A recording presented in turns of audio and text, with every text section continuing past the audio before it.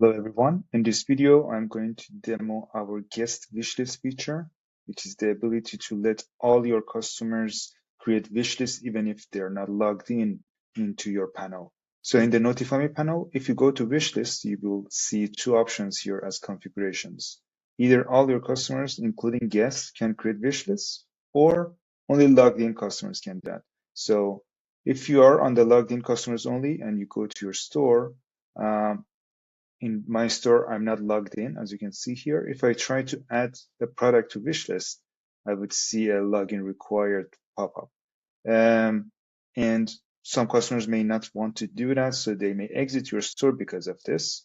So let's go back and put the option on all customers, including guests, and see what happens. And I go back to my store, and if I refresh the page, now, if I try to add a product, I can see it's added to wishlist.